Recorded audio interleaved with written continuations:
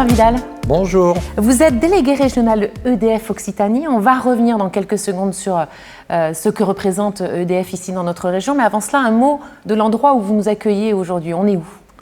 Alors ici, nous sommes dans un lieu emblématique pour EDF parce que c'est le centre de formation au métier de l'hydroélectricité. C'est en fait toutes les personnes qui exploitent les barrages hydrauliques qui fabriquent de l'électricité. Et c'est donc destiné à la fois aux nouveaux embauchés qui vont intégrer cette filière et puis c'est destiné à maintenir les compétences de tous ceux qui sont déjà salariés du groupe. Alors je le disais, vous êtes le directeur régional d'EDF ici en Occitanie. Que représente EDF en Occitanie ? Alors pour moi, EDF, c'est d'abord, en Occitanie, c'est d'abord 9600 salariés qui, par leur action, œuvrent pour la transition énergétique qui est indispensable pour relever le défi climatique. Et concrètement, en fait, c'est par leur exercice de leur métier qu'ils font qu'EDF est aujourd'hui le premier producteur mondial d'électricité décarbonée. Alors EDF est membre de Eurosud Team. Pourquoi cet engagement au sein du club des grands acteurs qui a été créé, je le rappelle, par l'association en 2019 ?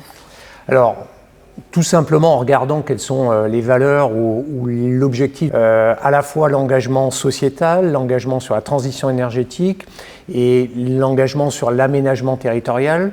Tout ça, ça résonne évidemment pour nous à EDF, puisque depuis toujours et encore plus aujourd'hui avec ce challenge autour du défi climatique, eh bien, notre objectif, c'est de pouvoir contribuer très directement à cette transition énergétique par l'exercice de nos métiers. Alors vous avez parlé d'aménagement du territoire qui est effectivement dans l'ADN d'Eurosud Team, une notion à laquelle l'association est très attachée et à laquelle EDF est également très attachée. Vous êtes souvent présenté comme un acteur essentiel de la vitalité économique et sociale des territoires.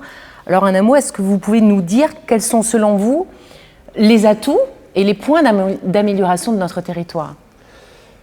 Alors je vais peut-être commencer par un point qui est peut-être pas évident pour vous, mais pour moi un des premiers atouts, et c'est un peu notre métier, c'est le capital électrique qu'a le territoire.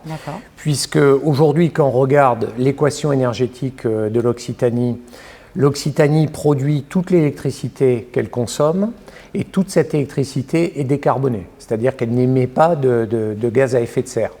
Donc ça, c'est un atout essentiel qui repose sur plusieurs outils, évidemment la centrale nucléaire de Golfech, sur tous les barrages hydroélectriques qu'on a à la fois sur les Pyrénées et sur le Massif central, et aussi évidemment toutes les énergies renouvelables qui sont développées dans le photovoltaïque et l'éolien.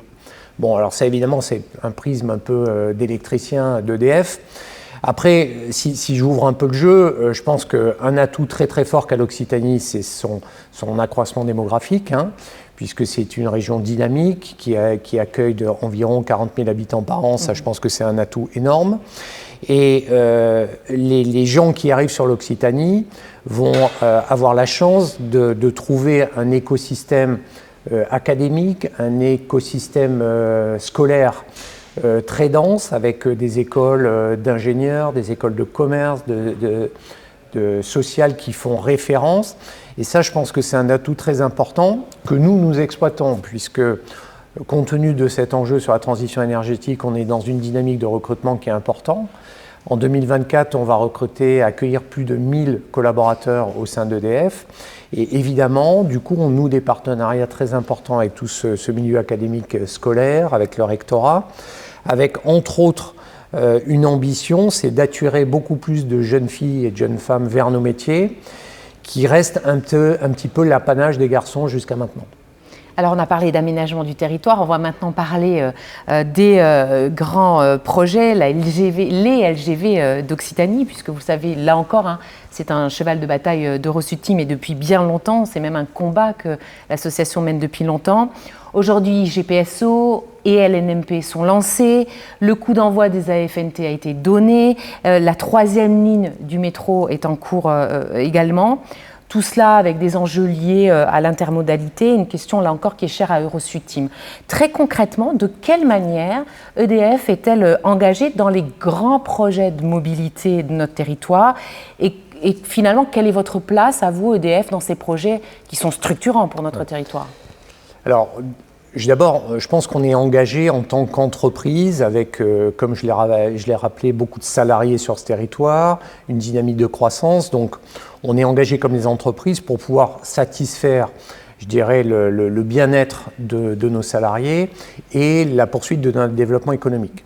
Après, de par notre métier, on est engagé, alors évidemment, quand on parle de la LGV, sur tout le trafic ferroviaire, l'avantage énorme que ça représente, c'est que c'est totalement décarboné. Et globalement, notre objectif, c'est de contribuer activement à la décarbonation de l'ensemble des transports. On travaille ici activement sur, évidemment, la décarbonation de l'aérien avec tous les acteurs de l'aéronautique. On travaille aussi sur la décarbonation du maritime avec tout le fret maritime. Et enfin, je dirais sur les mobilités plus individuelles, la voiture en particulier, avec le développement des infrastructures de recharge électrique pour les véhicules électriques qui arrivent maintenant de manière en masse. Et en cherchant aussi des solutions smart par rapport à ces recharges électriques, en particulier à travers un projet majeur qu'on a conduit en partenariat avec la région Occitanie, qui s'appelle le projet Flexitanie, qui vise à développer un réseau de recharge, dans le jargon on appelle ça V2G, c'est-à-dire Vehicle to Grid, qui permet de stocker de l'énergie dans les batteries des voitures et de la restituer au moment opportun vers le réseau ou vers le domicile de personnes. Alors justement, ça tombe bien que vous parliez de décarbonation. Qu'est-ce que vous faites, vous, pour la décarbonation de vos propres services?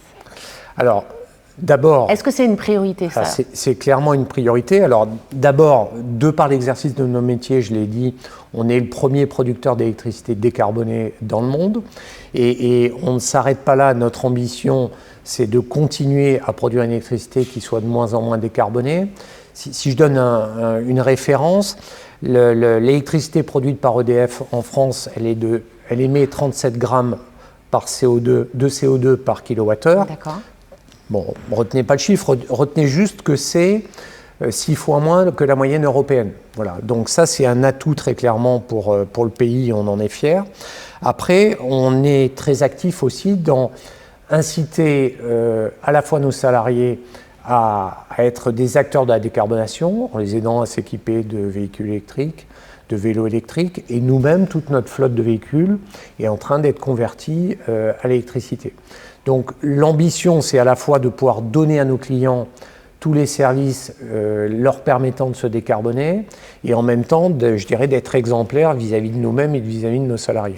Alors vous l'avez évoqué, mais je voudrais qu'on s'y attarde un petit peu plus longuement pour terminer. La mobilité électrique, elle est effectivement d'actualité. C'est vraiment quelque chose sur lequel vous travaillez. J'ai envie de dire que la transition écologique, elle a ouvert le champ des possibles pour vous. Vous êtes d'accord avec ça? C'est un véritable terrain d'innovation pour vous? Alors pour nous, c'est un terrain en effet d'innovation. J'ai cité tout à l'heure le projet Flexitanie, sur lesquels en fait on a développé, alors maintenant il y a 3 ans, mais c'était quelque chose de pilote, de très novateur avec les régions Occitanie, et aujourd'hui c'est en train de prendre masse un peu partout, donc ça c'est un effet très positif pour nous.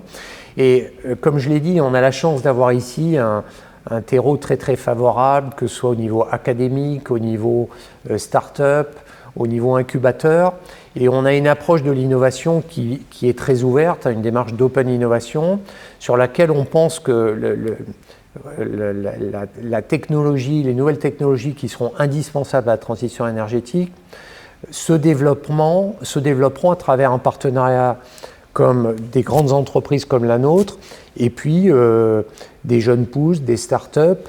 C'est cette complémentarité qui nous permettra de trouver les solutions indispensables à cette transition énergétique. Merci beaucoup, Sylvain Vidal. Merci.